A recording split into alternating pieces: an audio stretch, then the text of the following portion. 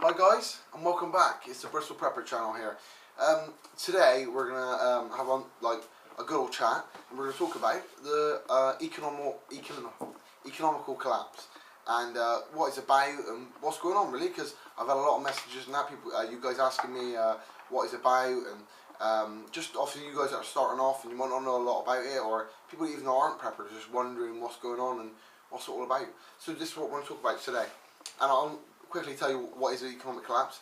I don't know, friends and family or people who talk about it, and you say I'm a prepper, and I say I'm worried about the economic collapse, and you get into the conversation, but they always ask, what is it?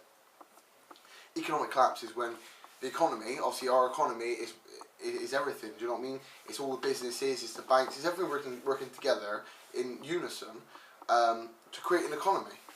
A bit like an ecosystem really. So obviously like the fly, the spider eats a fly, and then I don't know, the fucking rabbit eats the spider or whatever. Do you know what I mean? That's ecosystem, yeah.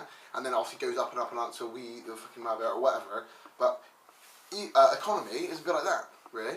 So obviously the economy is it's just us. I mean, everybody working together, trading, and all that good shit. It's just that's our economy, and and the economic collapse is when.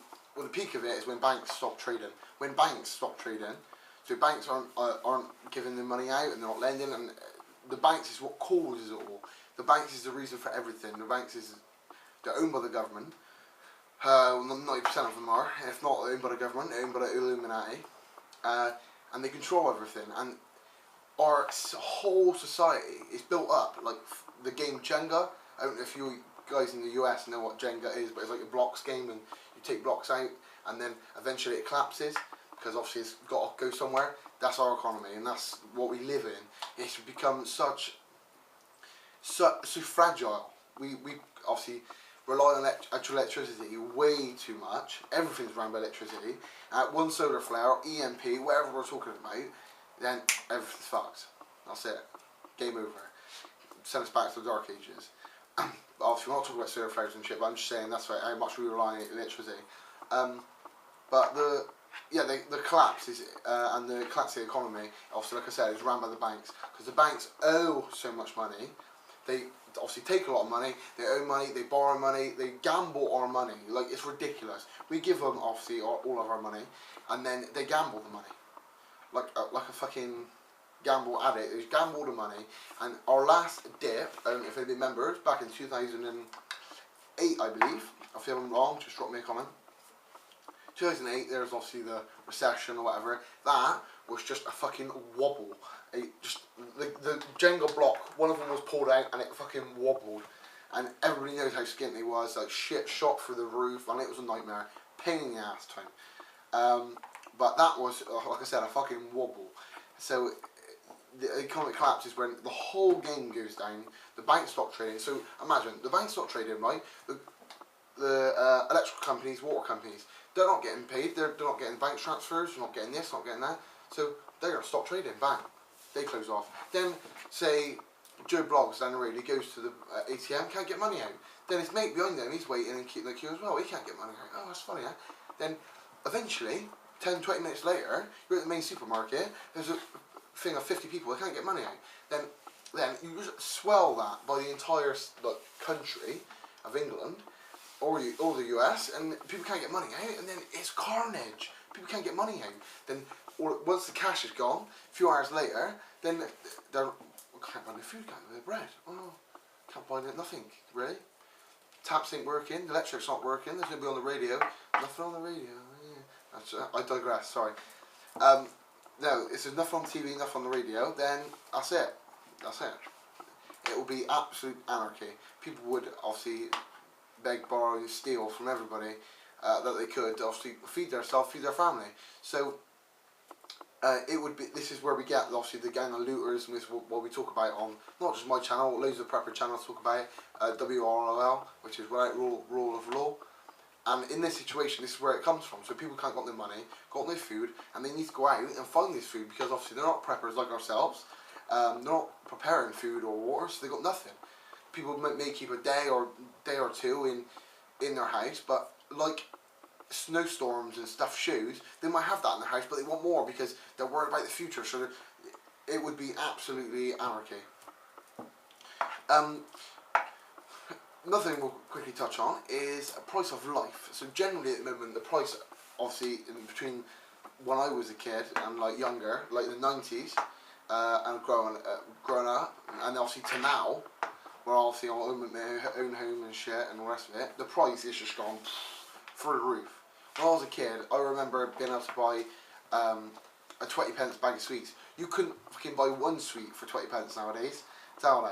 But that's just not the price. I know everybody says, all right, gradually price does go up, but generally, but it's not been a steady incline. It's just been like an absolute cliff, just going straight up. Petrol and diesel is extortionate. We were being quite lucky for, I think it's a few months or whatever. It's like dipped down a little bit, but do you know, I remember back in the 2000s when it was under a pound or whatever it was. And then it went over a pound, and now it's just gone, way gone. So generally, life costs a lot more. But as you can see, wages aren't following them. So this, it's just leading to problems. And another quick thing as well, oil peak. Obviously, peak oil. When we reach peak oil, it's game over. When people, the common people like myself, I'm not everyday bloke, working class, when we can't afford petrol, everything's going to go up, everything. So the stores have got to pay more, pay the truckers more to deliver it because the petrol's costing more. So all the products in the store are going to go up. Everything will go through the roof.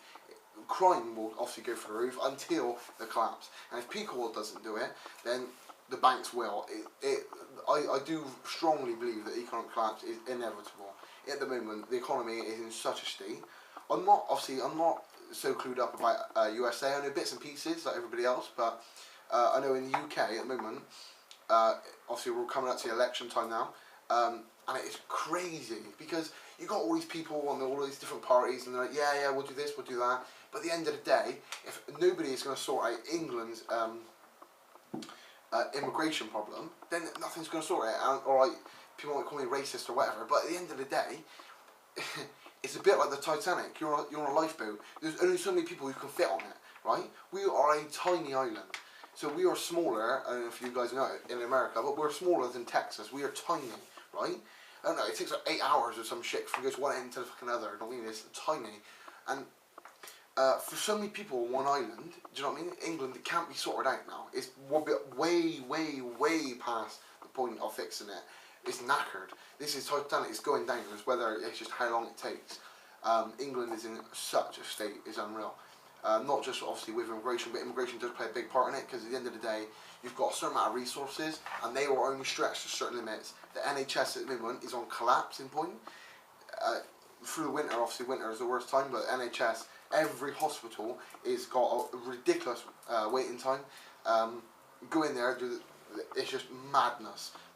People getting kicked out of their beds. When you have a baby, you're in and out like that. It's like a takeaway. They're just like bang, bang, bang, gone. See you later. Because they've got to be, because there's so many people on one little island. And this is England's big problem, obviously, as well as lending, and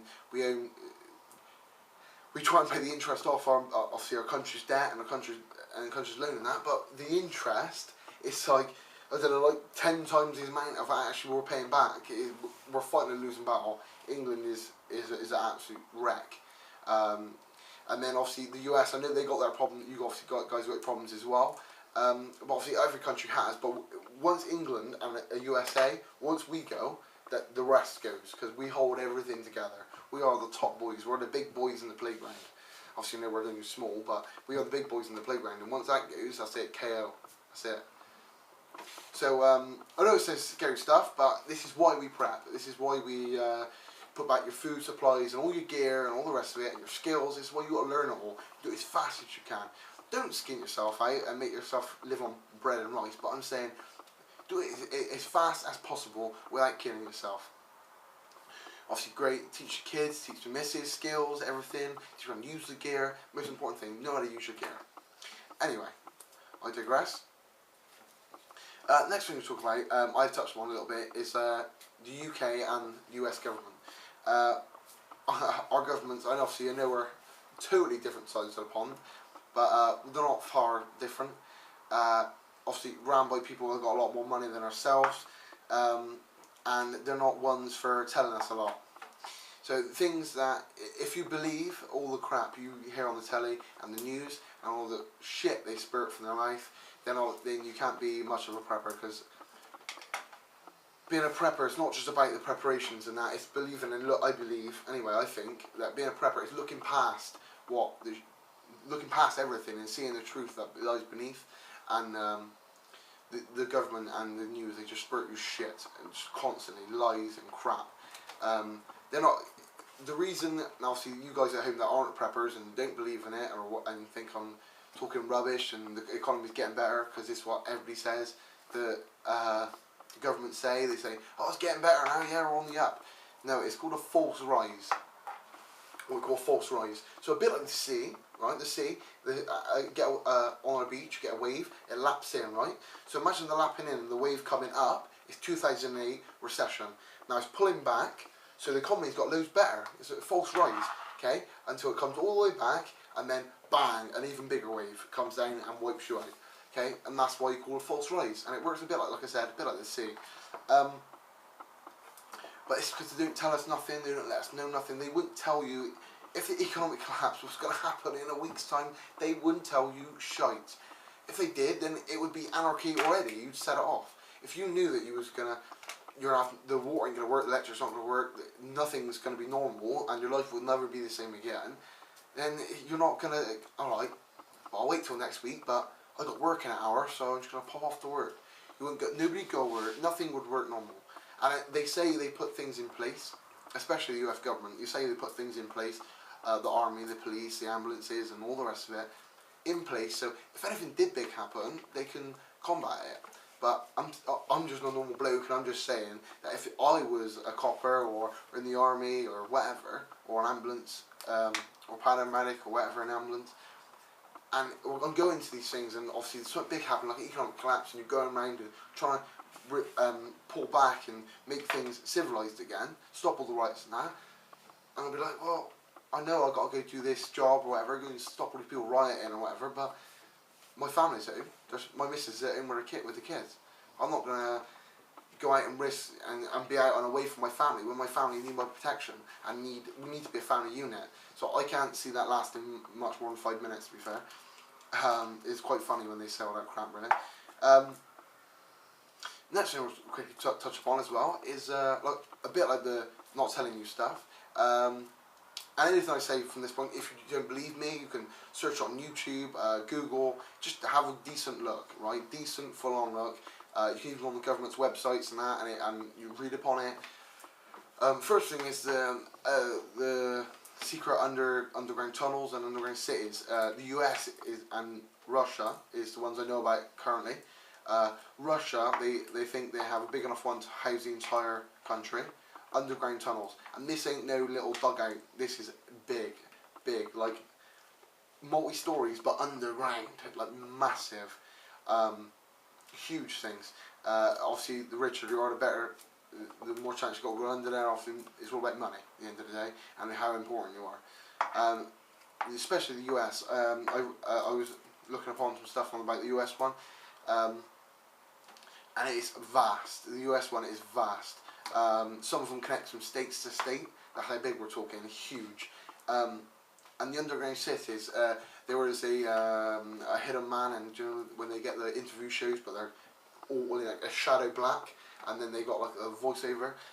He was talking about it was something to do high up in the US Army, but they're told that pretty much in a situation, he didn't say which situation, but I'm presuming he's talking about SHTF, economic collapse, whatever, that they will have to shoot upon US citizens. Because US, there is a lot of you guys. Obviously, you've got a big island, but there's a lot of you guys, and they've said that they will shoot upon US citizens.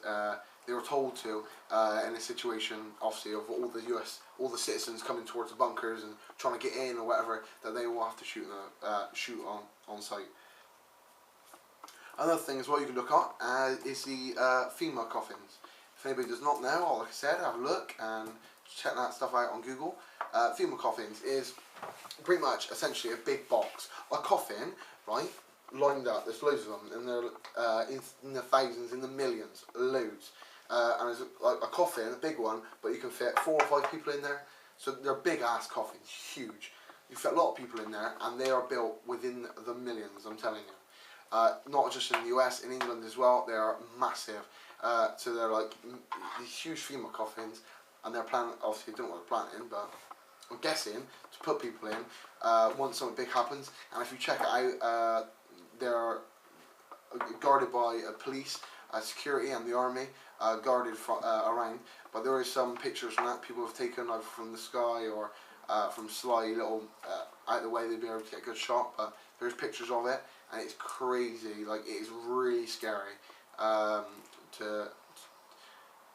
to believe that all these people that most of your life you put your trust in the government and all the rest of it, and then you can see the stuff going on behind the scenes. As soon as you see one of these things, you'll realise, yeah, well, it's not, things that must not be as they seem, and everything they tell me must not be right, or must be something funny going on, because they ain't for funerals, put it that way. There is many of them, and it's scary. I'm just telling you, check that out on Google, on YouTube or whatever, have a look. There's just so many of them, and you know what I mean, they ain't for burying your pets at home. They are massive, huge, built on a massive scale, all these coffins. So that's it really, guys, that I've talked about. I've had my little rant and all the rest of it.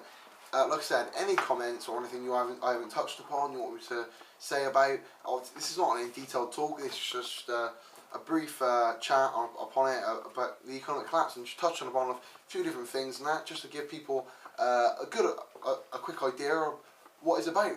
So as always, guys, thanks a lot so much. Share, comment, subscribe, and as always, guys, stay prepared. I'll see you guys another day, another way.